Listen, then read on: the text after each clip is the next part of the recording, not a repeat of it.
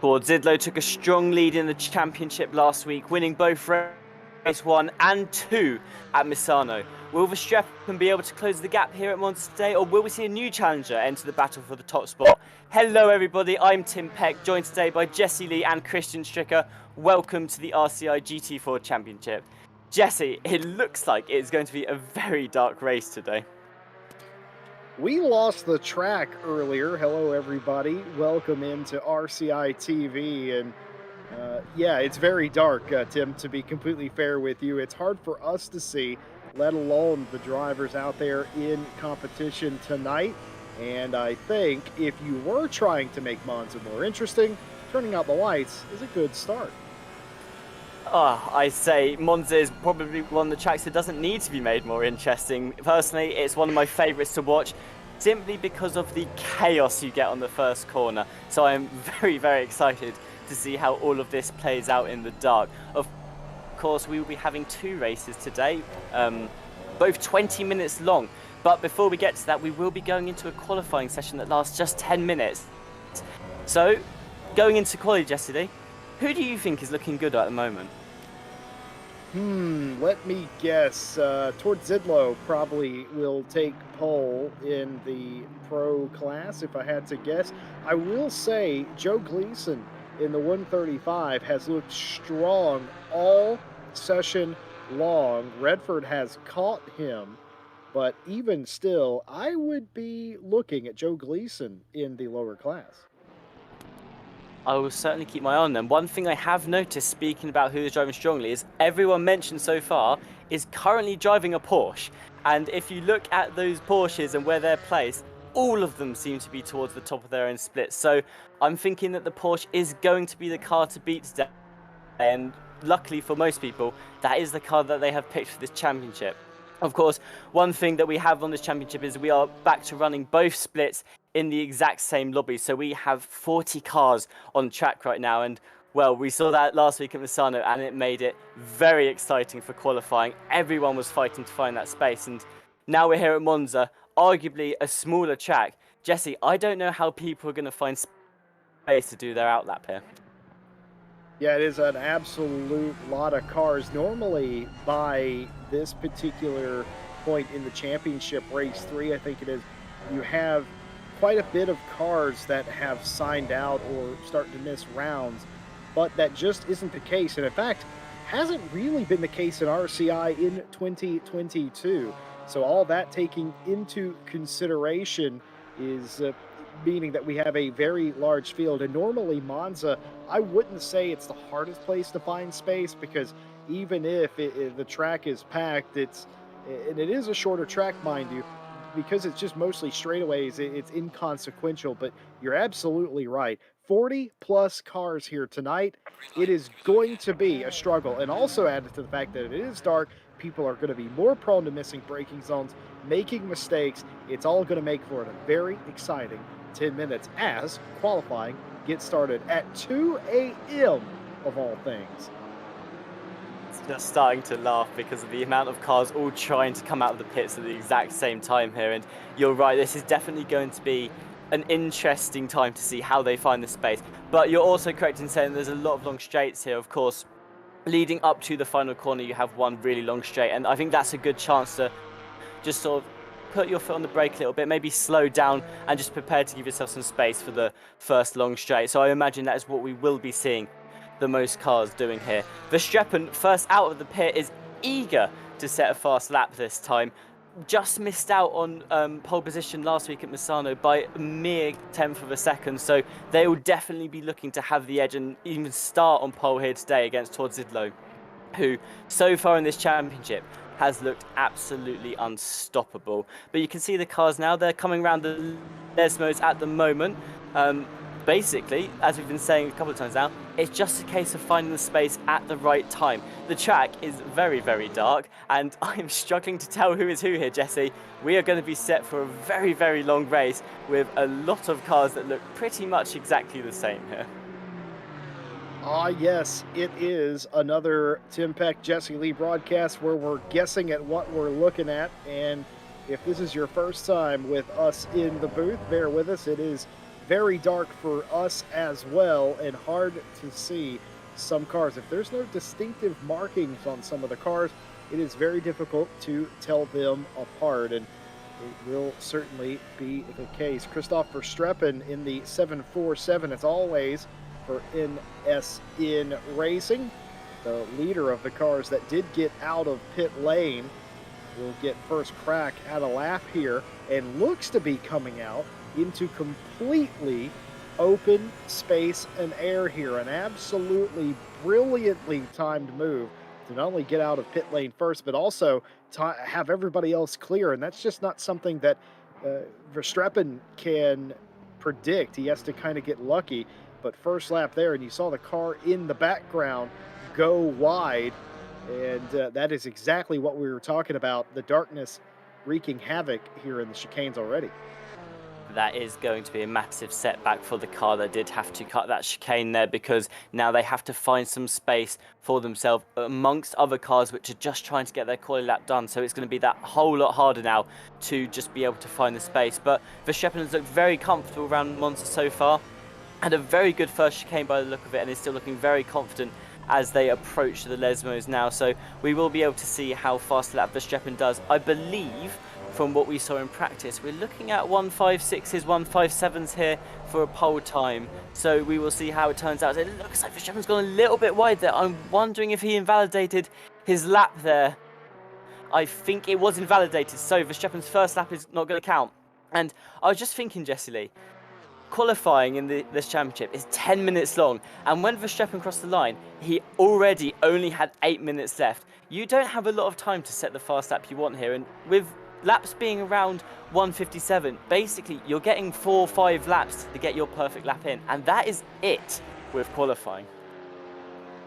Yeah, it's a very compact qualifying session, and you basically have enough time to set a banker lap, a nice comfortable lap, and then go for it. Some drivers will elect to not set a banker lap and just sort of go for it. I think that's what Verstappen was doing there, just trying to dig and get as absolutely much as possible. But it hasn't worked out for the 747, as they will not set the first time. That honor will go to Grease Weasels Racing Andy Boardman in the 69, and immediately beaten a 157, I believe that was, for one of the cars behind him, and currently the pole sitter. This is the car that I was looking at in the lower class. I know they have AM placards, but they are not AM drivers, mind you. Joe Gleason in the we are going car racing 135 Porsche sets the mark for the lower class here today. I can tell you personally, Joe Gleason's not an AM driver, and the placards are confusing, yes, but we will try to keep you informed as Suominen goes second in that class. Quite a number of invalidations on that first lap, Tim. There was a huge number of invalidations. I'm just looking back at who is currently sitting on pole, and currently it's Klazowski has put in a 157.2. So they are currently sitting on pole right now, just ahead of Andy Boardman, who of course set the 157.5 that we saw. Veerbold is then currently sitting in third place with Todd Zidlo behind. So Todd Zidlo maybe not as comfortable here at Monza as they are at Misano, but we will see they have still got 5 minutes to set a best lap in there. And I imagine, knowing Todd Zidlo, they will be getting a much faster one in to place them closer to the top there. But in terms of who is currently close to the top, we've not talked about Boardman yet. Boardman, who, despite having a couple of accidents in race 1 last week, had a very, very good race 2 and looked very, very strong. Almost looked like they basically secured third from the get-go. So if there's one person I think we should be looking out for today, it is Andy Boardman, who has so far in the championship done very, very well in that Alpine. And also Verstappen coming to the line. That was very strong. You would argue the second best car. Ooh. And in fact goes second best here in the session, only to be bumped down by the aforementioned Andy Boardman. And then again, the 8 goes first. And now towards Zidlo goes to the pole position. A 156 222 for the 373, the Carbon Sim Sport driver. And that's more of the same. I hardly could say we're surprised. I think that is the lap that we were all waiting to see from Todd Zidlo there. But we can't count everyone out yet. We know Verstappen does have more in them, and we've seen some brilliant performances in qualifying in the past. Gleason currently sitting very comfortable in pole in the lower split here. They are, I think, 3/10 ahead of Watton, who is just behind them, and then there's another 3/10 gap to Elise. So they've actually been broken up by a bit of another split as well, which will benefit them. Actually, I've just noticed higher up on the leaderboard there is Alston in the BMW, who has put themselves in pole in the lower split class. So Olsen has currently taken provisional pole there as we watch Norbury in the Alpine as they do a lap. Will they be up on it? Let's have a little look. Oh, I'm not sure, but they're looking very strong currently as they come through that second chicane there. So we will see if they are able to improve. I'm currently just having a look at the people who are improving, and we have Theobald currently in 6th, who has knocked 2.5 tenths off their lap time so far, which would slot them just back up into 4th place above Borodine and Verstappen. So the little Ginetta there is going to be hoping that they can hold on to that coming round this final corner here. All they've got to do is the parabolica turning. A lot of cars still to set what I would consider a lap that is on pace. A couple of anchor laps going in and a couple of missed opportunities as well. We saw, I think that was Jackson earlier in the 99 Audi go off. And of course, the custom liveries are in full display for some of the cars here. I love Jackson's car. His name's Albie because he's driving an Audi, of course, and quite humorous indeed. One of the other Carbon Sim Sport drivers, all the way down into P10 now, but looking to improve, and in fact does, goes 8th, a 57.212 for Arter there in the number 15 BMW, but they're going to have to keep this up and not give up as Verstappen is in pit lane, only in 6th place right now, Tim. He's not going to get another lap. That's going to be day done in qualifying for the 747, and that could be absolutely pivotal. I think that's going to be crucial for the championship, and that's going to give Towards a massive advantage going into this race here. I'm a little surprised to see Verstappen pitting so early. I'm wondering if he ran into a problem on a lap and had to go back to the pits and just doesn't have time to go out again, because, I mean, even if you've messed up a lap, you definitely want to get in as many as possible. But Verstappen starting down in 6th place is not something I thought I would be seeing here today. But we've seen Verstappen driving during races, and we know how quickly they can climb through this field. So today for Verstappen, I'd say the goal now is just climb as quickly as you can up into 2nd place, if not back into 1st. Of course, we have 2 races here today. Both are going to be 20 minutes long, and qualifying does dictate the starting order for both of them. There is no changes to the grid, there's no reverse grid, and it's not based on where you place in race 1. So wherever you place in qualifying, you will be starting for both races. Someone who will be very happy to hear that is Towards Zidlow, who is about to cross the line now. They're currently provisional pole, and they have already gained 2 extra tenths on this lap, so they are going to be improving here. And I must say, Jesse, they are setting the bar very, very high for the other drivers as they come across the line with a 155.9, and I think that might be the only 155 we see today, Jesse Lee. Towards Zidlow must know that he's on camera, but I'm just absolutely speechless. That is a 55. What was that? An 8.9 in a GT4 car. Of course, a GT4 championship, as is customary on Thursday, and the lights ablaze on that Alpine as well, registering the displeasure from the contact in turn 2. What does Conrad have here in the 123? One of the other Carbon Sim Sport drivers trying to bolster their starting position, and the only driver inside the top 9 with a chance to improve.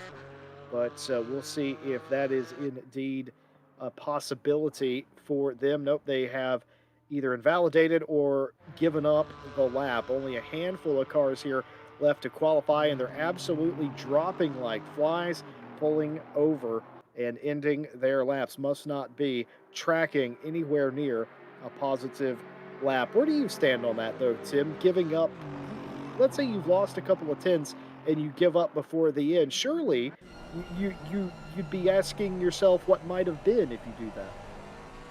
I think partially you would be asking yourself what might have been. I'm just thinking now that with Monza as well, this is not a track where you really want to be starting in the middle of the grid. Of course, you either want to be at the very, very front or the very, very back. And I'm just wondering at some of these other drivers, as D-Lo just on a massive lap, by the way, improved their time by 6 tenths, which has put them, I believe, up into 5th, maybe 4th. It is 4th in their class. That is huge for them. But as I was saying, Jesse, this is not a track you want to be starting in the middle of the grid for. You either want to be right at the front where you can get clear of everyone quickly, or right at the back where you can just sort of sit away from all of the trouble and hopefully not get caught up in anything. But I think this is definitely going to be one of those times when we're going up towards the first corner and a lot of these drivers will just be hoping to stay out of trouble. It's very, very dark here, and that first chicane is very tight. So it's going to have to be a lot of respect and people giving each other room.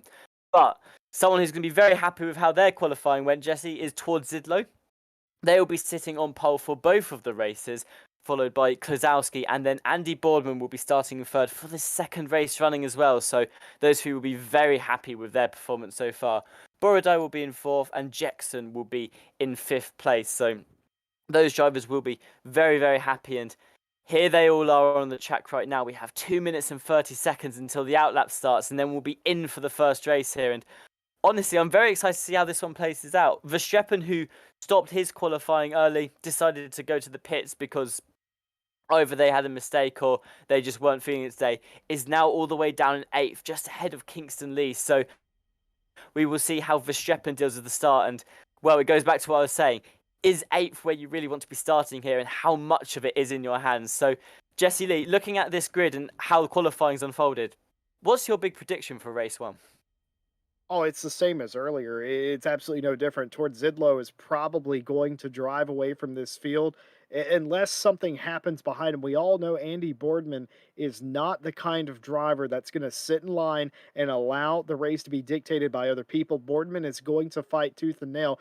Despite the discrepancy in qualifying, it might be a bit closer in the race. We'll have to see. And I'd keep my eye on the 69 to make something happen. But towards Zidlo probably knows that as well and is just looking to make it out cleanly. For Joe Gleason, though, has Olsen. Those two look like the class of the field in the second class, or the lower class, if you will. And for Joe, this could be a brilliant day to get a W on the board.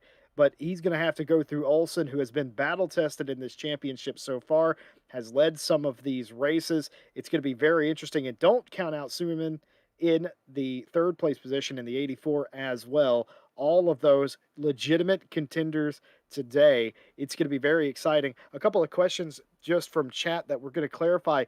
There will not be a restart if the start is a mess. There's no live stewarding. There's no race admin on call here. So the race will not be restarted, race 1 or 2. So if it turns out we go down in a turn 1 and there's a pileup, well, that's just what's happened then, I'm afraid. No live stewarding on Thursday. No restart possible. 2 20-minute races. Can't wait to get going. And I'm sure a lot of these drivers are going to be hoping that is not the case, because the lap 1 pile-up could result in a lot of early pit stops. One thing that I haven't mentioned yet, and if you're a regular RCI, you may have noticed already, is that we didn't have standings. That is because we don't currently have the standings for this championship. But one thing I can tell you for certain is that if we did, Todd Zidlo would be sitting very comfortably on the top. I took a page out of your book, Jesse Lee, and I did a little bit of the maths there, and I believe the points lead is somewhere between 25 to 30 points, based on the fact that Todd Zidlo won both of the races at Misano, had the pole position and the fastest lap, all of which contribute to the points advantage that he'll be getting. Verstappen will be in second place, and then third place could be a mixture of a lot of different drivers. And I believe, I may have this wrong, so we will have to wait until the standings appear for this one, but I believe Olsen will be leading the lowest split class as well, as they had some very good races last week at the Sano. So that is why we don't have the standings today, but it doesn't matter now, Jesse, because we are on the outlap and we are getting ready for race 1 of Monza. All of these cars right now are probably wondering how this first corner is going to play out, and the only advice I'd have to give them is that you don't know what's going to happen. You're just going to have to work with it when it does. It's very dark here. There are 40 cars on track. If you can avoid the accident, brilliant. But if you get into the accident, that is when your instinct's going to kick in, and you've got to decide, do you push now or do you pit early and then just hope that you can finish the rest of the race on the same tyres? Jesse, it's very, very dark here. I've said it so many times now, but I'm just noticing that we cannot tell who any of these cars are. I mean, you've said before that you think Tortilla is going to run away with this. If Tortilla can't get away from everyone in the first corner, if, let's say, Kozlowski comes through and Tortilla gets caught up in the rest of the pack, do you see this being a race where he can climb back to the top easily, or do you think it's going to be a struggle here today? I think if you are towards Zidlow, yeah, I think it would be fairly easy. And Monza is not the most difficult place to get a pass to come off. I always say, if I can pass you here, you should be able to too. And I've never really had much trouble getting a pass here. Even if you have to dive down the inside a little bit, make a little bit of a move, it's not really the hardest thing. It can go very wrong, though. You have to take a sort of a measured approach whenever you make those movements. And folks, you know it's dark whenever the thing that's lit up the most is a churchyard, and that's what it is around here at Monza. They don't race here at night pretty much ever, as far as I'm aware of, due to noise ordinances, of course. So there's no auxiliary lighting around the racetrack. And of course, with sim racing, we get to do whatever we want, and including racing at 3 in the morning, an early call, and a very dark one at that. And it's not going to get any better. The only positive that we have today, it may be dark, but at least it's not wet. I think a couple of these drivers may have been visiting that church very quickly to pray that we didn't have wet weather here today, because that would have been one mix of a race. Dark weather, wet weather. I mean, that's one thing to put me off Monza, and Monza is, I must say, possibly my favourite track here. One thing I really do like to see out of drivers as well is, as you were saying, overtaking at Monza can be a little easier than most tracks, but you do have to be quite creative in it. And one thing I love to see is when cars really force themselves into that gap that's only just there and establish that that is now their position. So I can't wait to see what some people do. I imagine we'll have plenty of dives on the first corner and then fights going through the first chicane, seeing who can come out on top. I imagine a lot of people will be pushed very wide on Parabolica. It's a move that I've seen a lot, especially in these RCI championships, is the person on the inside will really push the guy on the outside, see how far out they can get him. And that curb that they've just passed there on the left-hand side, Jesse, if you hit that, that is all over. Your car will lose complete grip and you will not be seeing the end of the race. So that is what everyone will be hoping to avoid today as we come on to the start-finish straight. For the first race, Jesse, this is going to be how it plays out. And they are off. You can see the speed has ever so slightly increased. It's not a huge noticeable change in the GT4s, but it is a change at that. And you can see that Boardman has had an amazing start down the inside of Kozlowski, but so has Theobald and Jackson behind his. Tortilla is actually already starting to pull away before the first corner. But so far, so good, as none of the drivers have collided with each other.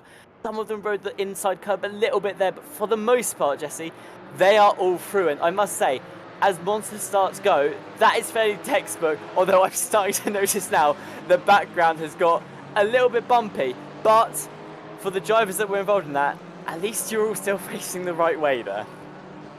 I think the smartest driver on the racetrack wasn't on the racetrack. The 697 elected to start from the pit lane, and that might have been on purpose, folks, to stay away from the turn 1 melee. There was a melee in turn 1, keep in mind, but it wasn't too bad. In fact, it's all going to come to head here in turn 2. That looked like a Janetta that got spun around. Was that Phil Roberts? It might have been, in fact, that got turned. A BMW, I believe, hopped the curb there in the Seconda Variante and tagged that car. And just getting confirmed by Christian Stricker, that was indeed Phil Roberts. That's my one for the race, Tim. I'm not going to get any more right, I don't think. I'm just noticing that there are about 5 yellow dots on the mini-map up there and about 4 white ones. So something else has happened. It looks like there may have been a big collision, and you can see they're just... Oh, I think there's 2 donuts at the side there. Maybe just try and get themselves facing the right way again, but clearly the first chicane was not what everyone should have been worried about. The second chicane is where the big accident happened, but for the most part, all cars are now back on track and looking forward. But for anyone caught up in that, they now have a lot of catching up to do. Here's Kingston Lee, who I believe started 9th, and they are up to 7th, so they have definitely benefited here. Verstappen as well started 8th and has already pushed themselves up to 6th, so they are looking to be coming through the field quickly, which is exactly what they want to do here as we watch Fielboard's perspective of the fight for 2nd place between Boardman and Klosowski go neck and neck into the first chicane. It looks like Boardman may have the advantage here as they have the outside coming out of this corner, and they do. They've got a great run coming out of the first chicane, and Klosowski has gone a little bit too far to the inside and will drop down into 4th place. So not the ideal corner for the number 8 Porsche there, but Boardman, those are the moves that we want to see. Clean down the inside going into turn 1 so that you can prioritise that turn 2 exit. That is a overtaking masterclass from Andy Boardman. I've been doing the math, as you might expect, as Verstappen is going to shortcut the Seconda Variante, get back in line. I have been doing the math, as you might expect, and Olsen, who started on the same row as Joe Gleason, the pole sitter in the lower class, is now back down to 3rd and a couple of seconds back. I am forced to believe that they got shuffled on that very first lap because, of course, now you have the running order of that class very much up in the air. Alexander Bourdais down here in 31st place. And I'm willing to believe that all of these cars running in this group, Bourdais, Frank, and Roberts, have had contact at some point. Now, I am not going to try and give blame for the accident that turned Phil Roberts. I am going to say that I believe that was an orange BMW that turned him, and I believe it was also an orange BMW that was involved in the Nathaniel Norbury accident as well. As contact there, as Theobald will not appreciate that. Klosowski absolutely probably furious that they went from fighting for 2nd to all the way back to 4th place, getting one of those spots back right there. That is a 718 Porsche outpulling a GT4 Ginetta. That's brilliant stuff. The lights flashing from Theobald, not appreciating the touch in the Parabolica. I don't think Theobald did appreciate that touch, but realistically, I'm not sure there's a lot Theobald could have done there. That Ginetta, for the things that it can do, it can't accelerate. But here is Joe Gleason currently fighting, I believe, Soumanian in the number 84 port. Oh, this might be Fuerte actually in the 68 ahead. They are currently fighting over who gets 11th place. And Joe Gleason here looks like they're just pushing themselves through on the inside of the corner as they go into the chicane, basically neck and neck with each other. We've already seen a couple of accidents here, but these two are just going to go through it very safely. I believe that is Gleason who has just pulled ahead there and shown us how you overtake on the chicane. I will admit, I saw that going a million different ways, and most of them ended in tears. So I'm sure both Gleason and Fuerte will be happy with how that has ended up, even though the Chevrolet will be missing out on 11th place there. But both drivers are still close to each other as we now go down to Jan Yo, fighting 19th place against Pimlott and Martins. All three of them very, very close to each other here, as Jan Yo, I believe, is looking for a move on Pimlott ahead, also in the Ginetta. So going to struggle a little bit, I think, these Ginettas are on this track, although, tell you what, Theobald is making me look wrong here, but I believe these Ginettas will struggle a bit on the track. There is one thing these Ginettas don't have, and it is acceleration, and that is exactly what you need for a lot of these long straights at Monza here. But here is Fuerte coming back. They are looking to make a move on Gleason, who originally took the position just early on this lap. Jesse Lee, who do you think has the upper hand here between these two?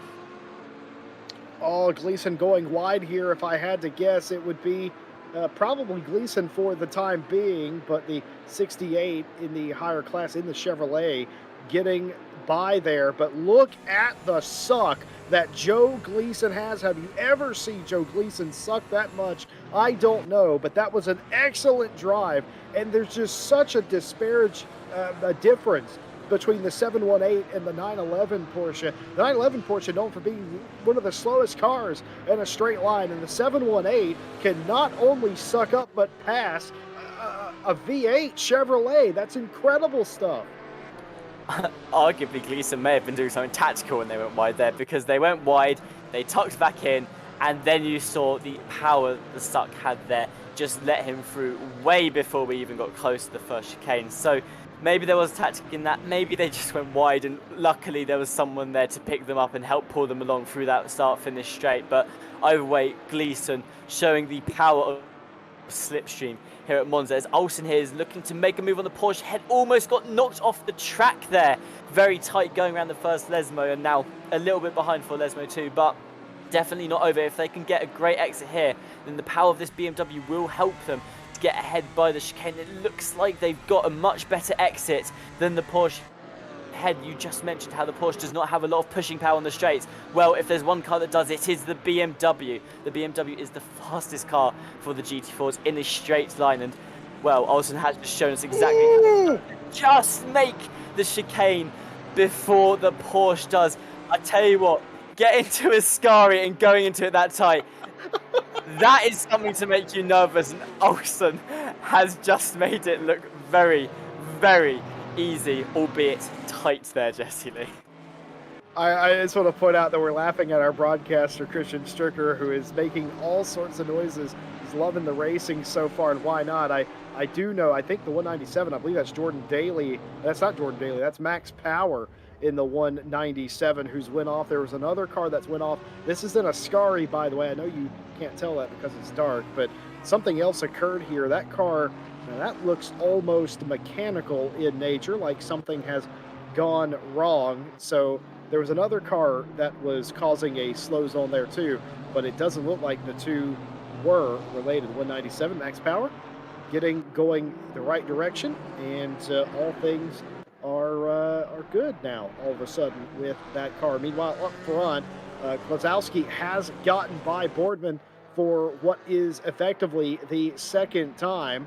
For me, for my money, it's job done by teammate Klazowski, because that has held Boardman up to the tune of 7 seconds. Towards Zidlow is absolutely gone at this point, and now the 8 Porsche is back through. The question is, if the 8 can catch him, do you pass the leader? If you're a teammate, what's the team dynamic over at Carbon Sim Sport like? We'll have to see how that plays out. I know it's a bit of a controversial subject for some teams. Other teams, they absolutely love the racing, and some teams just like, okay, we'll leave it as it is for now. But honestly, if their aim is to get as many team members in the highest points possible, then Klazowski will probably be let through there, as Tortizzo has all the points they need for now. We're watching 4 cars go through Ascari together, and you probably noticed my voice started to slow down a little bit there. I was getting very, very nervous, as someone, I believe Swolman, has gone wide there, coming out of Ascari, letting Pimlott have the advantage down the straight. They're going to be coming through, and just behind, Martins will also be following them through. But will Martins actually be able to get past in time for the corner? I'm not sure they are, which is going to give the 84 Porsche another chance at survival here. And now is where we'll see how these drivers want to play. And it looks like the Porsche is going to play fair. They're not going to push the Audi out to the side too far. So very, very respectful racing, I'd say, there between those two. But honestly, going back to the talking about, oh, well, actually, before we go back to talking about towards the Audi Martins, looks like that they are going to have another go into turn 1 here. They may be about to send it here, and they're not quite neck and neck. They've hit the curb a little bit, and they're not going to be able to hold it quite around the outside. But we know that the outside is the better place to be here, and it looks like they will be able to just about get ahead before we come on to what I'm going to call the curved straight, which contradicts myself. But there is Martins finally getting that move done there on the corner, so going to be very happy with how that one turned out. But I'm not even gonna have a chance to say this. No, I will. Towards Idlo at the front there, I tell you what, I've been watching them put those lap times in, Jesse Lee, and it's been about a second a lap faster to everyone behind for every single lap of this race so far. I don't think Towards Idlo is too worried about anyone catching up right now. I don't think he is. Jurgen Bautier has Yan Yo all behind him and nearly beside him here into Lesmo 2. And out of Lesmo 2, they're still single file. But for a moment there, it looked like Yo was thinking about taking Bautier, and that could have been absolute trouble. Turns out to be completely harmless and benign in the end. But for Towards Zidlow, just going back to that, as a competitor, I can tell you it's absolutely frustrating when you've got a driver that just has that something special. But because I'm not wearing a helmet today and I am here in front of a microphone, it is absolutely it, it's almost breathtaking in a way to see somebody just have their way with the field Oh. like towards Zidlow has had. And now, what is going on here a little bit? I wonder. Theobald almost looking like he backed off a little bit, or maybe ran out of top end there at the end of the straight. This is what I was saying earlier about the Ginetta. I think there's so many great things to say about the Ginetta car, but its top speed and acceleration is just not one of them. I'm not sure if they did maybe let off a little bit there on the Alpine, but as you can see, the Alpine, which is not a known car to be fast in a straight line, just pulled away completely from the number 90 Ginetta there. So I mean, if you're Theobald, that is frustrating because it looked like they were about to have the move for the podium position. Cutting down a little bit back towards the end of the field, though, we have Fouet, who is currently trying to find the overtake on Gleeson. Gleeson has had an absolutely beautiful race so far. In the lowest split, currently leading it, Olsen, who was their main rival starting just behind them, has fallen back about 4 seconds and is now having to deal with traffic in between. So if you're Joe Gleeson right now, are you putting too much effort into defending this? Or if it looks like that 68 starts to poke its nose through and come in, I mean, I'm not sure what I'd do, but would you consider letting him through, Jesse, just to stay out of trouble and not have yourself throw away a race win like that? I would, but I'm not Joe Gleeson, and if I know Joe Gleeson, and I do know Joe Gleeson, the answer is, if you get by me, you're going to have to do it in earnest, and that's exactly what Joe is showing there. And a little bit, the 68 going offline, an excellent save and a Ascari, not easy to do, especially in that big V8 Chevrolet. So being able to catch the car there, losing nothing but a little bit of time from the 68, and Joe Gleeson will scamper along just a little bit up in front. This battle continuing. Verstappen, who again started right around 8th place, has worked their way all the way up to 4th, but now finds themselves in a little bit of a log jam here. Boardman, Verstappen, and Theobald all together, and the 15 BMW is right behind them. And the worst part about that is they're bringing the 123 and the 555, and Ivan in the 666 has had a crash and reset to the pit lane. Day done for the 666. But back to the point, this is essentially a 5 or 6 way fight for 3rd place. This is a very long fight for 3rd place. You can see it on the side. It goes all the way down to, I believe, 9th is currently looking towards that 3rd position, all within a second of each other respectively. But Verstappen cleared Theobald very, very quickly there on the start-finish straight. They just overtook the Ginetta with a lot of ease, and they've now turned their sights to Boardman ahead. So Verstappen looking like they might get through into 3rd place, possibly on the next start-finish straight going into the 1st corner. I expect we'll see Verstappen find their way up into 3rd. My question is once Verstappen gets into the 3rd, will he have enough power in him to catch Kozlowski in 2nd place ahead? And well, having watched Verstappen in previous championships, he is of course the defending champion for the GT4s. I think we might have a last-minute race on our hands, but he does need to get this move done quick as they go together neck and neck into Parabolica here. It looks like Verstappen has already managed to clear Boardman and will be up into 2nd place. Oh, no, never mind. I've got them mixed up. They're the wrong way around. Boardman is currently still ahead of Verstappen, but Verstappen will have the slipstream going down the start-finish straight, and we know how fast it can be, and he's already right up the back of Boardman there, although it looks like he's not going to have enough power in him just to make it to the start corner in time. It looks like he's going to try and take the inside, not the side of the corner you really want to have here, and it looks like there's been some collision. Oh, no!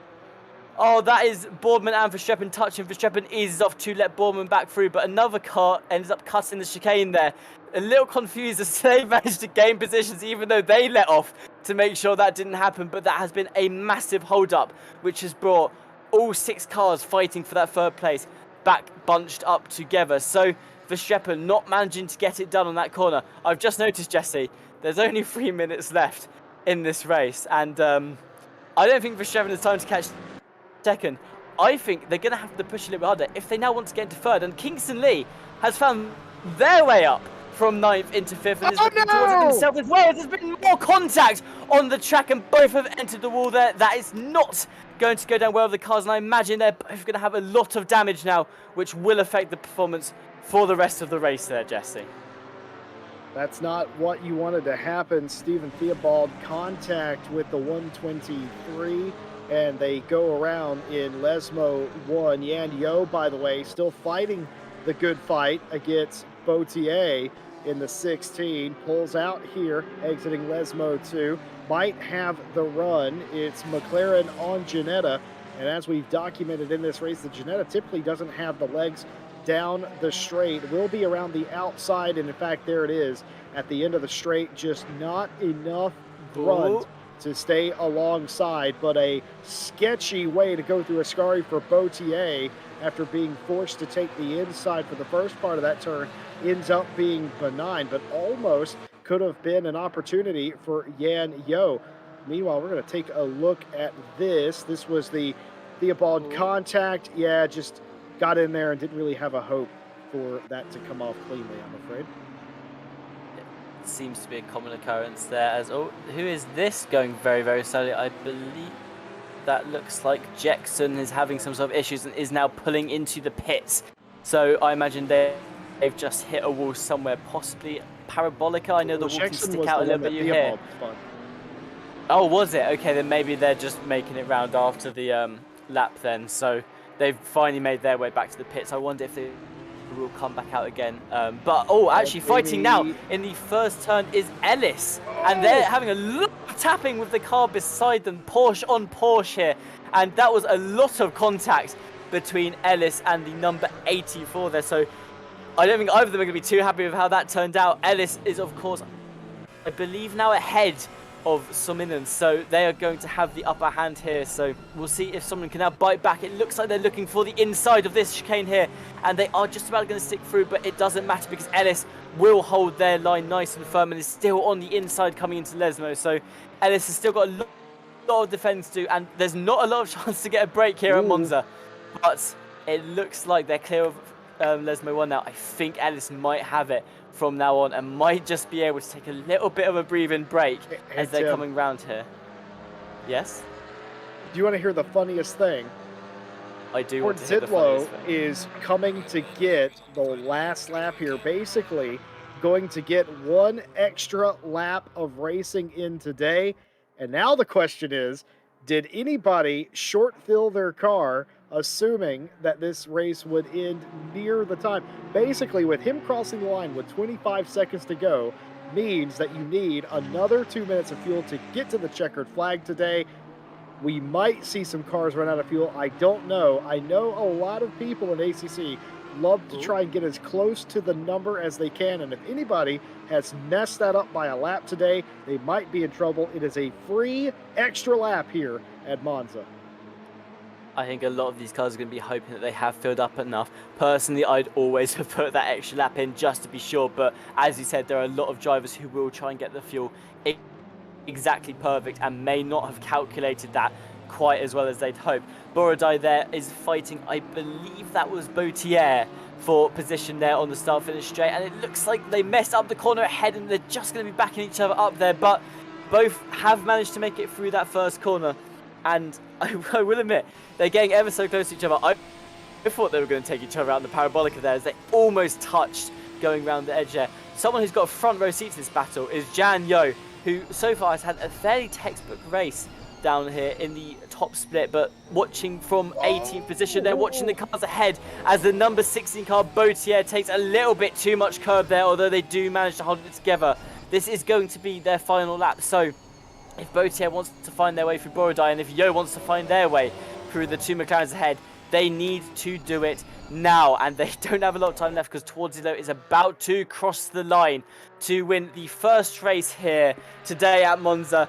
Towardzilo, from start to finish, has been first place, not dropped down, not even once, and has been putting out lap after lap after lap. Oh, look at this! But it is the neck and neck battle. This will be for the third podium place position, as Verstappen and Kazmirski are going to collide with each other going into the final straight here. Hang on a second. Where did Kazmirski appear from, Jesse Lee?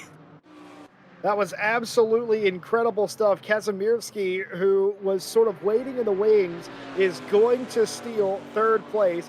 Klosowski is going to finish in second place, and this gaggle coming from for the 10th place position. After all, Joe Gleason finishes inside the top 10 and wins in the lower split from pole position, but we all know it wasn't quite that easy for them, as Olsen will, after being deposed of outside the top 3 at the end of lap 1, will get all of that back and finish second, and Ellis will finish third. Suominen will not take a podium spot here in race 1. What a chaotic race number 1. Everybody was looking at turn 1. Turn 1 was not the trouble spot in this race for the most part. And as everybody else finishes here, I think it's worth mentioning there are no live stewards for this event. Just to reiterate, all of this will have to be taken into consideration post-race today, of which there will be more than a few inquiries, in my opinion. I think there will be a couple inquiries. I'm wondering what that 60-second penalty is for, but I'm not 100% sure how that's coming. That is going to be from the game itself. So something has happened there for Jackson to get the 60-second penalty. Looks like, Jesse Lee, you were right, and people have run out of fuel. Here is Olaf Krak in the 718 Porsche, just trying to edge towards the line. Well, they're going to have to hope they have enough fuel to get around the parabolic corner here. I'm not sure if they do. Honestly, I think they were probably holding out for Zidlo or someone like that to come and rescue them and maybe push them across the line. But this is what we will be watching now for possibly the next minute. Will Olaf Krak be able to make it across the line? Yeah. Place your bets now, because I'm not sure if he's going to make this, Jesse. The most exciting racing that you'll see. We sell you the seat, but you only need the edge. Will the 718 of Krak, the Porsche Motorsports liveried car, will it get to the checkered flag? It's ran out of fuel. They've done the strategy incorrectly, probably because towards Zidlo crossed the line quite near the end. This is the face of the man who has stopped and nearly called it quits. The car barely rolling, nobody else left on track, and that's going to be a 1, 2, 3, ring the bell, and he's done. And what a way to end race 1. That was not what they had in mind. Olaf is going to be kicking themselves, and I'm surprised that they're the only one to be fair. Results of race 1 confirmed here. And Zidlo has officially won race 1. Klosowski will come in second place, about 9 seconds behind. Kazmirski, honestly, my big surprise for today, has come out of nowhere to take that final podium spot. Verstappen has improved. They came in 8th and they started in 8th and they've come in 4th. So Verstappen has climbed through the field. Maybe not quite as much as Verstappen has hoped, but still a great climb nonetheless. Kingston Lee manages to round out 5th, and Boardman has, unfortunately for them, fallen all the way down to 6th. So looking into race 2, I imagine some people will want things to happen differently. Kazmirski certainly will not be wanting things to happen differently. I am absolutely bewildered by the fact that they just appeared out of nowhere there. Boardman, though, may be hoping for a little bit of a better result. Of course, held third for a good portion of that race, was even in second for a lot of the beginning of it, but unfortunately just let go a bit towards the end there and got pushed down into 6th place. Looking at the lower split, Joe Gleason will come home with a victory today at race 1 in Monza. Olsen, of course, had a bit of an accident at the beginning and still managed to hold on to 2nd place, and then Jamie Ellis will be holding out 3rd in that lower split. So we'll see how that plays out, as we will be resetting the grid back to the original positions that they were after qualifying. Of course, we will be taking the qualifying grid and not the grid we have just finished with from race 1 here today. So Jesse Lee, in terms of a race 1 here at Monza, we have a little bit of a thing here in this before we say one race is incredibly interesting and something goes disastrously wrong. The other race still interesting, but a lot more textbook and mostly just cars Mm. being a lot more safer. Do you think that race 1 was chaotic enough to make race 2 safer, or do you think we're going to have our first ever double chaos race? Now that is a good question, and that's exactly what I was going to repose to you is, was that chaotic or was that calm? I don't think it was neither. I think it was slap dab in the middle. Usually speaking, folks, for those of you that don't understand what Tim and I are on about, usually when you have split races, and this is the same in the real world, you can watch the GT Challenge series, and it'll be the same thing when they do split races. One race will typically be very calm and there'll be very few incidents. And then you'll have a second race where it seems like the drivers and the teams absolutely lose their mind. The problem with that theory is, of course, this race was sort of in between for me. I don't know what we're going to see in race two. If I had to guess, which I do have to guess because I'm sitting in this seat, I'm going to say that was the calmer of the two races. There were a lot of drivers that didn't get finishes that they should have in race one. I think they're going to come back hungry in race two. I think it's going to be a bit more chaotic. Interesting theory, and I think I will have to agree with you there. I think race 2 has the potential here to be much more chaotic than that, because whilst race 1 was a little bit chaotic, I think it came in short outbursts that we kind of expect now at Monza. It's like we were saying before this race, you expect something to happen on that first lap, you expect there to be a bit of chaos, and I think for a lot of cars that is where it all went wrong there. But race 2, we have everything to fight for yet again. Verstappen still looking to climb. Kingston Lee still looking to climb through that field. Kazmirski will be hoping to reproduce that podium and climb again. And Boardman will just be hoping to hang on to it this time. So we'll see how this all plays out. Will anyone be able to get ahead of towards Zidlow in the first corner and maybe just hold them up that little bit longer? Because realistically, I think that is the only way we're going to see towards Zidlow fighting someone in this race too. So you really have to hand it to him. He's had an absolutely brilliant race so far. His best lap time was a 1:56.1, which is only 2 tenths off his quali time. So Tordillo is having the absolute day of his life, and so far, he's having a pretty great championship, Jesse Lee. Sure is. I just want to give a quick shout out to some of the familiar names in chat. Of course, Miguel Martins, Marine, Carlos Caladian, and my own broadcast partner, Himi Husky, as you all know him as Ryan Mawson, who told me he was gonna eat a pizza and go to bed tonight. He may as well have ate the pizza, but he hasn't gone to bed as he's still with us this evening. And of course, a lot of chats about the race there at the end. So we got some Theobald fans in there as well, and some folks enjoying the Joe Gleason win in the lower class. And of course, Joe himself showing up seems a bit surprised that he won that, though.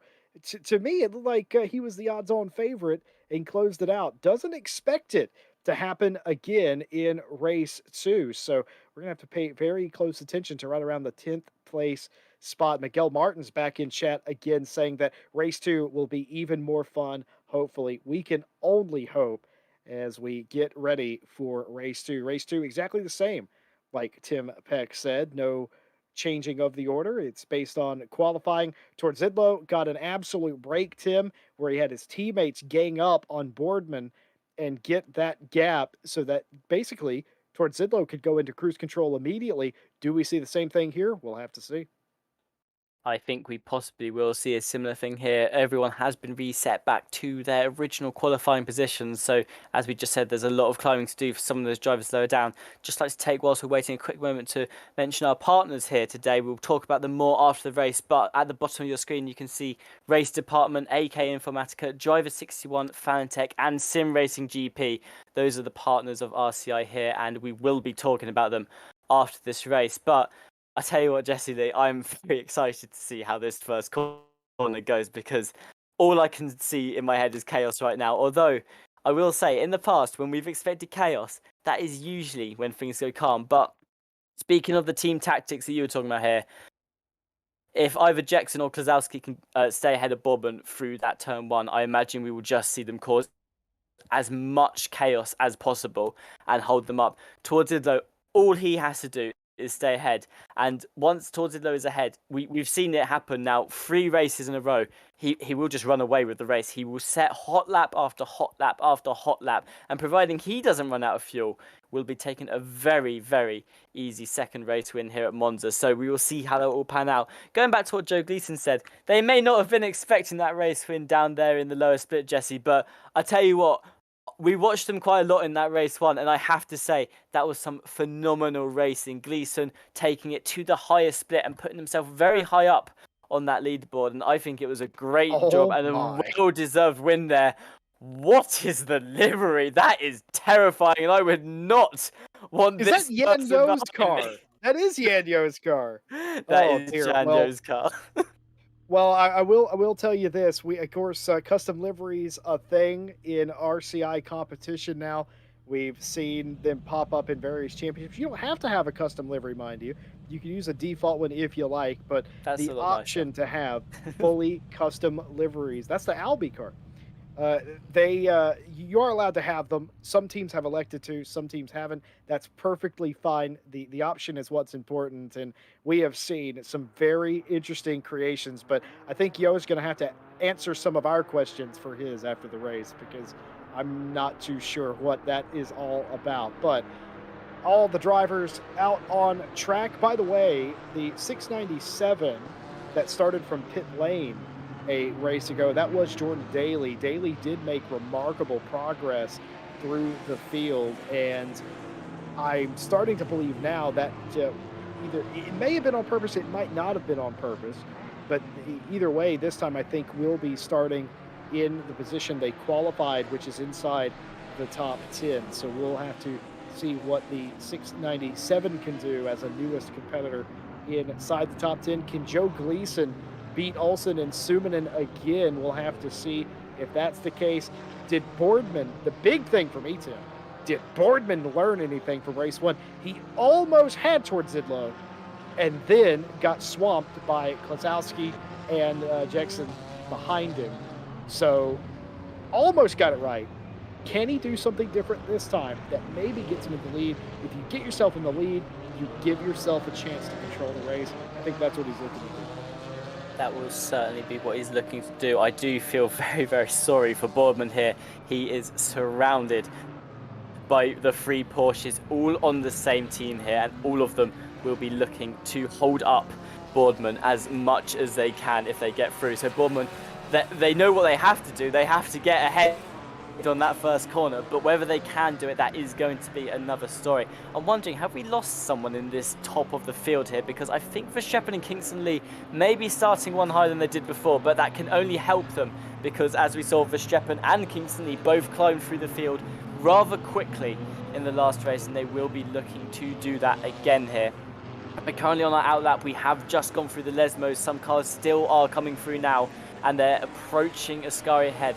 Funnily enough, Jesse Lee, I thought we'd have seen a lot more accidents and action happen at Ascari here, and so far it's been rather quiet around this side of the track. A lot of the action has happened in those first 2 chicanes, which is expected, but I did think we'd have a couple of dive bombs going towards Ascari, and although we saw 1 or 2 overtakes, a lot of them were basically done before we got to the corner. So I think a lot of drivers are probably glad that didn't happen.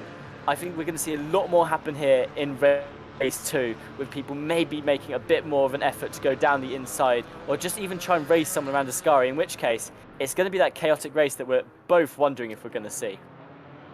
Well, it's an absolutely fair point that I didn't even really consider until you said that, but Ascari was actually very tame. There were a couple of passes that didn't come off, and there were quite a lot of slow zones, waved yellow in Ascari, but to the best of my detection, it was all related to single car or hitting the curbs wrong, which is so easy to do.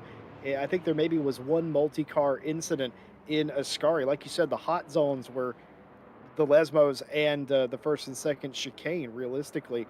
And of course, you get to the Parabolica, and we saw a couple of people just get absolutely moved out of the way. Will we see more of the same? I suspect so. You and I both predict this is going to be the more exciting race. It's going to be the full Vindaloo. Well, let's see if we're right.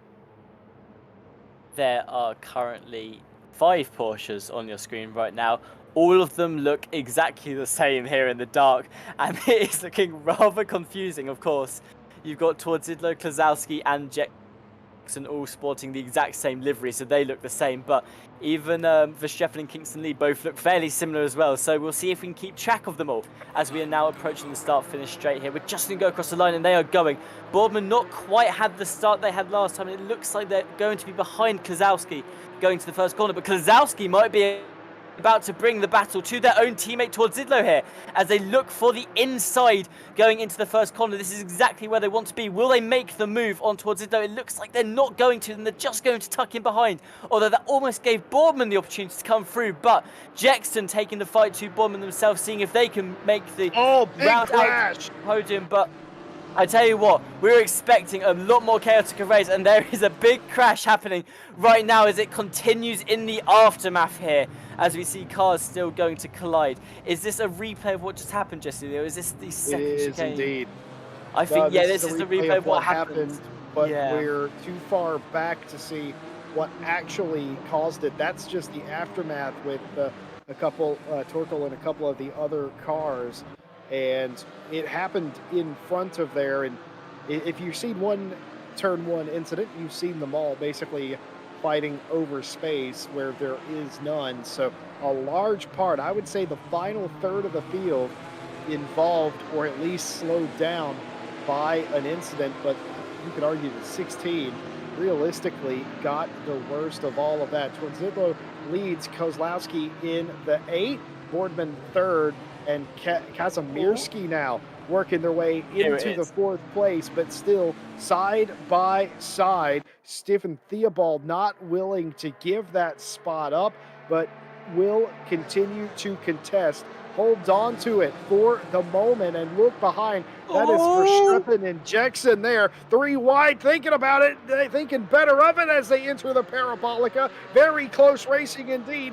Nearly sideways is Verstappen's Porsche trying to weave through and will do on the Ginetta of Theobald. And look behind them. No! Oh no! Contact on the straightaway. Hard contact. Hard crash on the straight. Verstappen a passenger. Everybody else makes it through. Side by side goes wrong. And Theobald forced to sit there and wait for the entire 40-car field to fly by. An absolute nightmare, a bigger nightmare down into turn 1.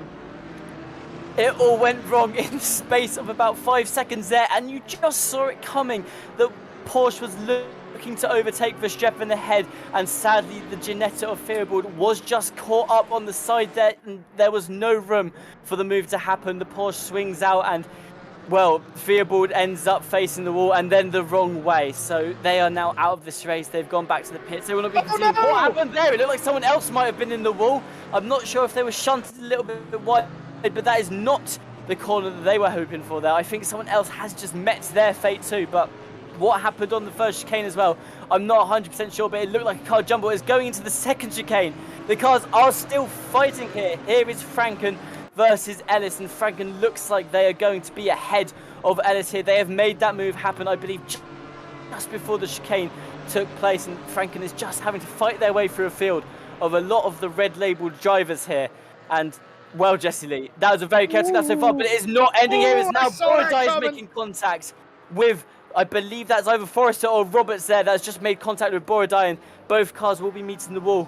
So far, this has been an action-packed lap. There has been so much calamity, and I've got to say, Justin Lee, this is the chaos that I was kind of expecting here. I'm looking currently at the scoreboard and what's happening up ahead, and I don't think Twardidlo's even pulled away from the main pack yet. They're still very close. It's only about a second. I think we might be in for some very, very close racing here for the next 16 minutes, Jesse Lee. We sure are. By the way, Nate Norbury here fighting for a podium in the lower class. That's low in front of them. Olsen's nightmare continues on the start. Keep in mind, Olsen had a bad start. Race 1 got all the way back up onto the podium, but right now finds themselves down around 5th or 6th place. And now Norbury fighting Linz for the 4th place position, as it turns out, because Lowe is up in front of them as all of these drivers trying to find space. The lights flashing for Nate. Nate, a commentary partner of mine from Wednesday championships here as well. Got all the partners in as the 777 has been given a drive-through penalty, and there's no live stewarding, so track limits perhaps. I think they went through that first chicane. I think they cut it because they missed it and just went a little bit too fast there. They may have, of course, got it as just normal track limit penalty, but I think what happened was they just missed that first chicane, didn't slow down quite enough when rejoining. As we actually, the 131 collides with, I believe that might have been the 777, and that was the 777 has just met their fate anyway and has gone off the track, colliding with the, I forgot what car it was now, the 131 by Norbury there. And here is the replay of what happened. We're going to see exactly what happened here. I believe one car... Oh, no, this is a different replay. No, it's not. The... oh, I don't know actually what's happening here. That is not what I was expecting to see. But that was a scurry, and something happened there. There was a collision in the back, and I tell you what, Jesse, there have been so many collisions in the last couple of laps that I don't really know what is happening here, and the whole midfield has been switched up. Boardman's currently in 9th. Verstappen is up to 3rd place, and I'll talk back about that in a minute. Kazmirski has found their way up to 5th. Jordan Daly, starting in 9th place, has found their way up into 4th, so they're having a great race. But let's talk about Verstappen real quick. Coming up, looking like they're about to pass Klazowski, who is only 1.2 seconds behind towards Idlo. Verstappen, I tell you what, if you think they did a great job at climbing last race, he has been climbing much faster this race. He's going to go on the inside of the first chicane here. He's pushing out Klazowski as wide as possible, and he is not letting up here. He needs to get this move done quickly so that he can begin the chase. But it looks like Klazowski is still going to be able to hold on to it going through this curve straight here. Verstappen needs to get this move done because I was going to say, Jesse Lee, on raw pace alone, so far, he has been outpacing towards Idlo by 0.8 of a second per lap. He has it in him to catch up here, and it looks like he's going to go for a very clean move down the inside. Klazowski has just messed up that chicane, missed their braking point, and gone a little too wide through that. They're giving Verstappen the open door. And now, fastest lap in hand, and a hell of a lot of pace behind him. Verstappen is turning their eyes towards Idlo. I asked, was this going to be the race we saw today? They're going a little bit wide, as I believe they might be starting to feel the pressure here. Can Verstappen catch Idlo and start to bring this championship back? We will be finding that out in the next 12 minutes, Jesse. Well, it's going to be a very long road for Verstappen to get there, but job one done. Up to 2nd place. Needs to claw back 3.5 in 12.5 minutes to get it done. No driver in the history of RCI in a sprint championship has won every single round. It's never happened. There's never been a clean sweep as far as I'm aware. I think it happened once in an endurance affair, but never in this kind of series, especially not in GT4. Zidlo is perfect through 3 as Adalbert Ertan, who we didn't talk about at all in race 1, working their way inside the top 10, still hungry for more. Boardman, by the way, who is the purple Alpine in front, has had a miserable race number 2, has been shuffled all the way back to 9th place, and has Adalbert Ertan behind him, and the 68 Chevrolet lurking large. There it is, as if on cue. Well done, by the way. Oh, big move. It's a big old send down into the first chicane, and it's going to be success for Adalbert Ertan, who absolutely licked the stamp and sent it into turn 1, was not taking no for an answer, and as far as I'm aware, clean and fair move. Excellent driving.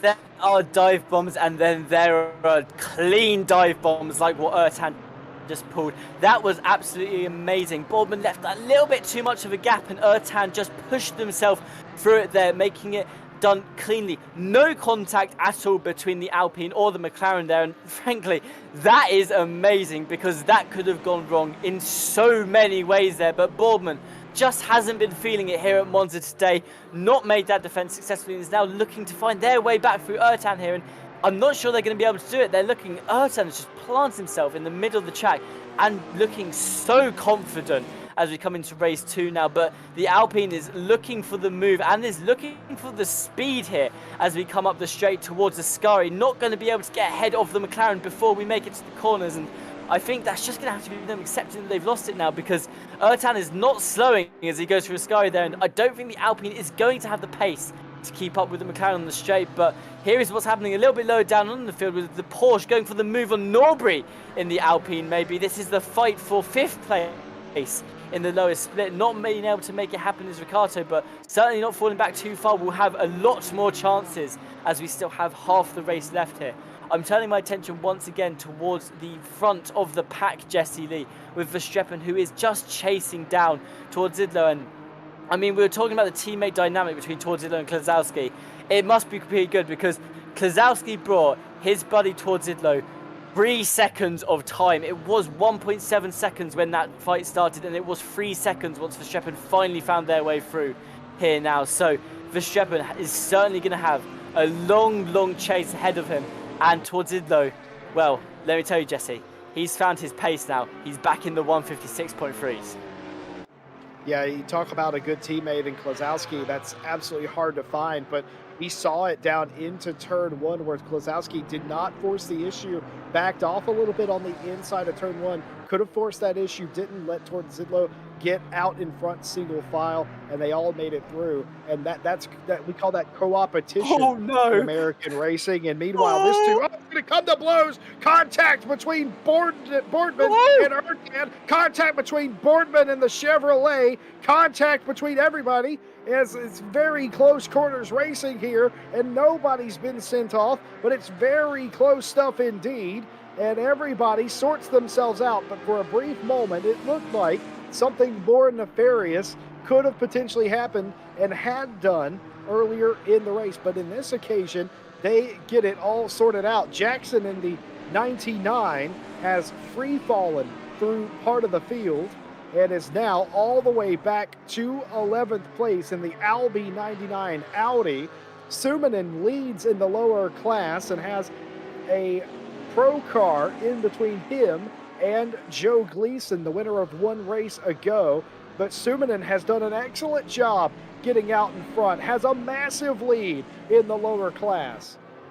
Tell you what, I see 3 drivers here who weren't paying attention anti-bullying week, Jesse Lee. All 3 of those people... Oh, nice! I like that! All 3 of them taps Jackson in one way or another on the way through there. Did not let him get away with just simply losing the position. They all made sure to give him a little tap on the side to say, come on, bud, we're racing today, as Jackson looking to get his own back.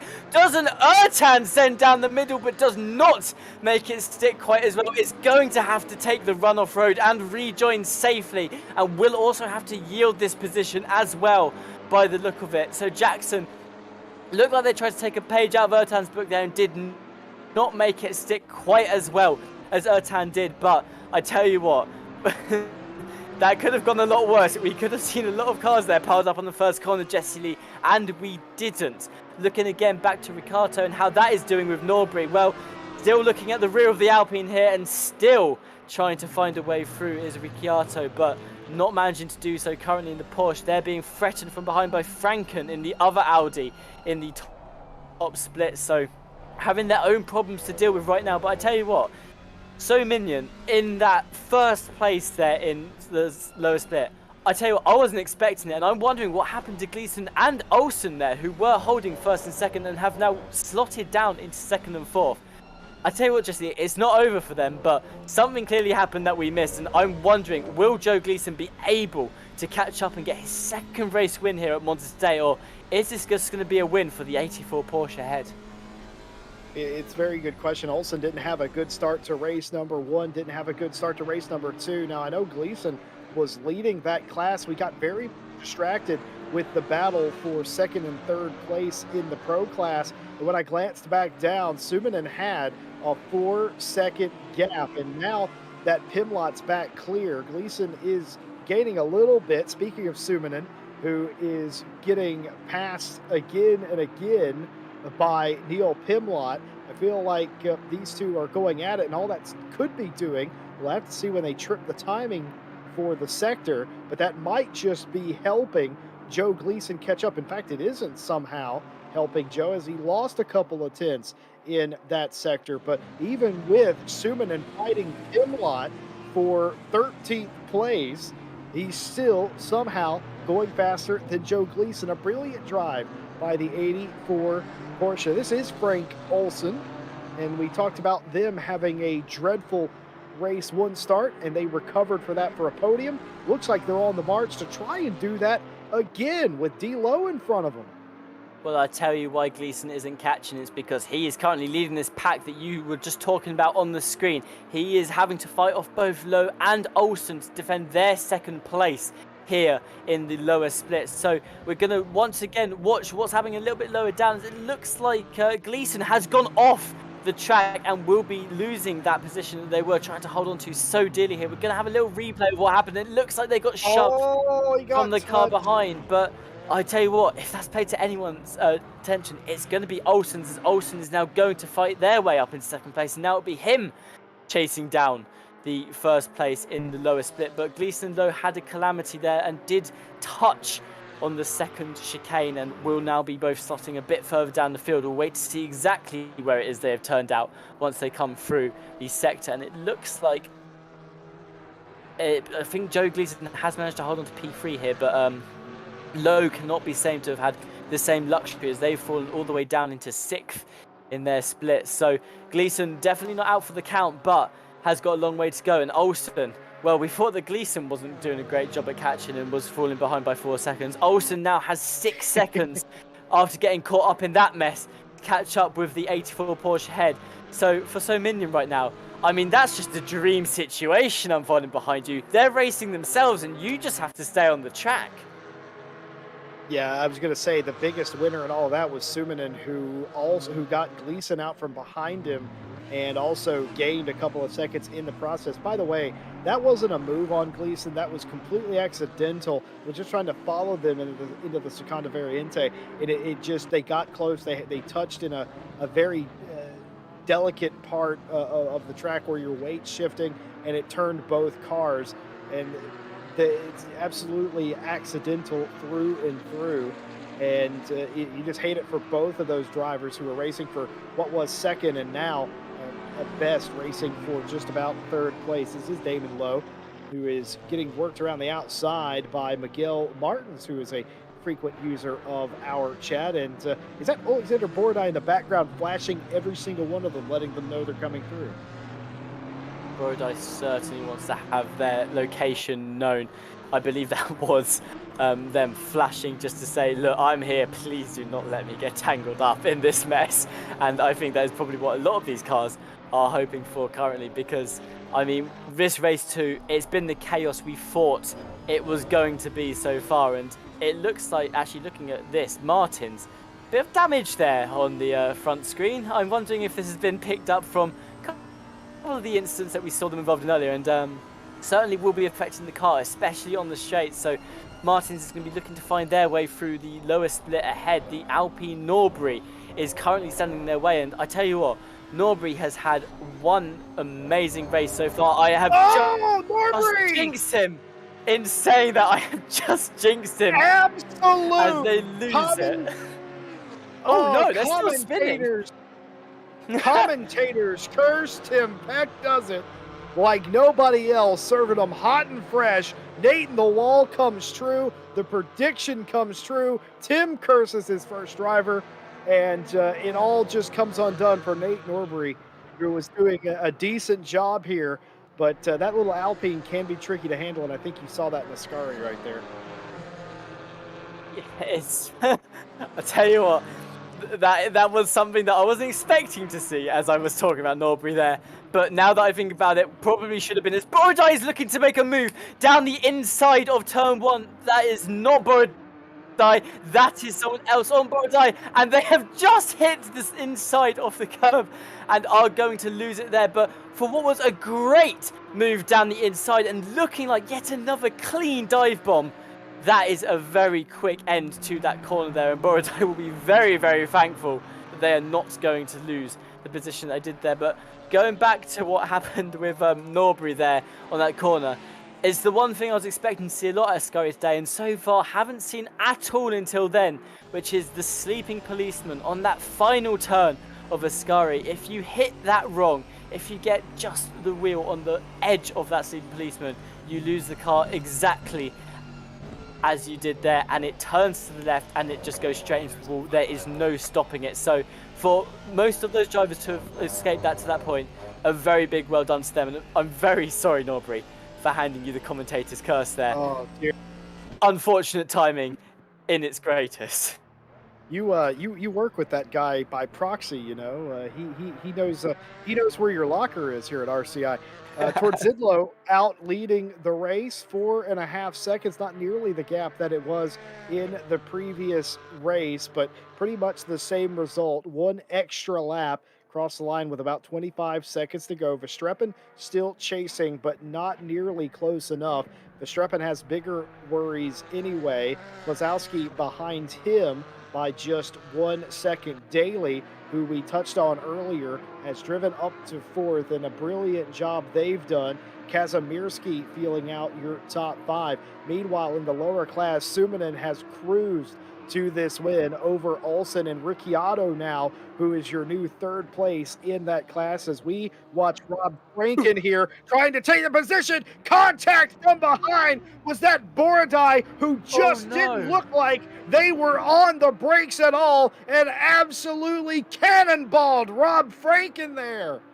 I know it's dark, but it is not time for bed yet, as Borodai, I believe, just missed his braking marker completely and has taken out Franken ahead. Franken certainly not going to be happy about that on the final lap. Someone who will be very happy, though, is Zidlo, about to come around Parabolica.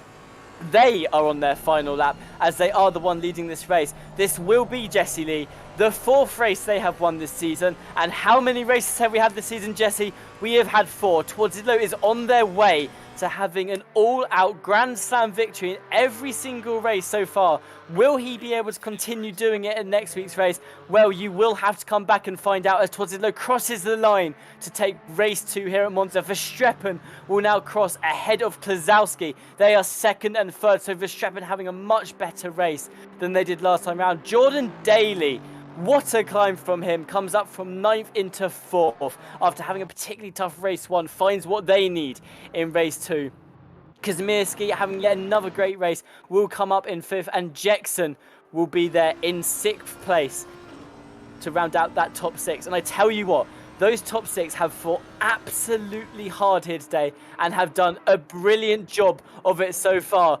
Here comes Franken, looking like they're about to make one final move around Parabolica. This is on someone in a different split, but it can cause a lot of problems if there is contact here, as Ricciardo will be wanting to round out this podium, and I think he's just going to leave Frank in the room to make the move, because honestly, it's not worth losing the podium over. So Minion, he will be taking your victory for the lowest split here at race 2 in Monza.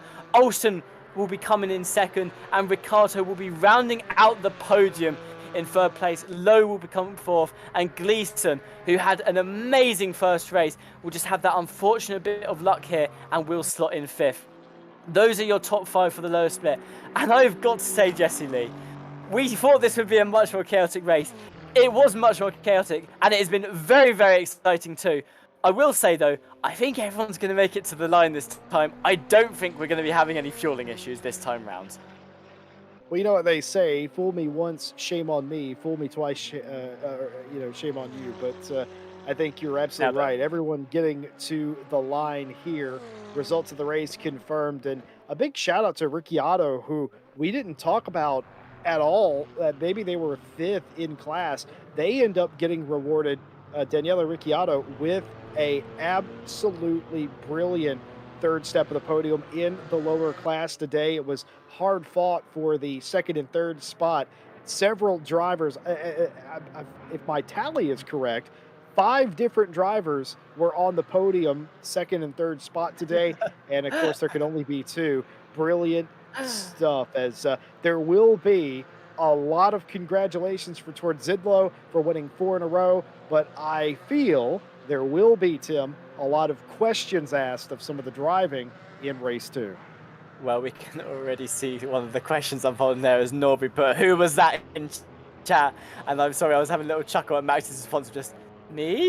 He was a little unsure of what was happening there. And I think it might have been Max that had a tap with Norbury that was in question there. But a brilliant race all round, and I've got to say, for Monza, it was a little bit Well, it was a little bit chaotic, but I tell you what, that could have been a lot more chaotic, although race 2 is making me slightly eat my words there.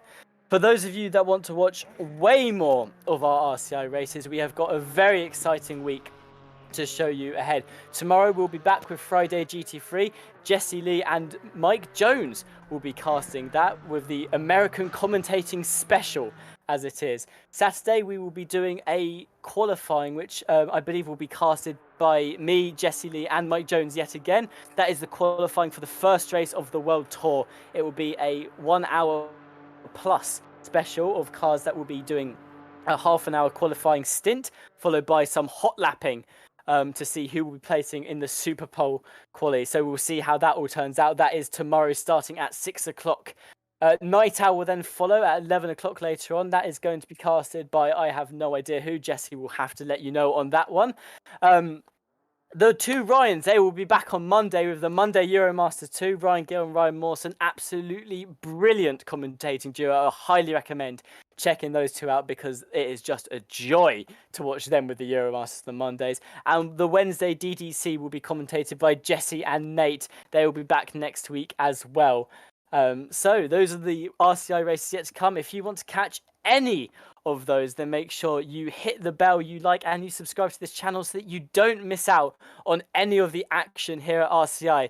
And I've got to say, Jesse Lee, that was an action-packed day we've just had here today at Monza.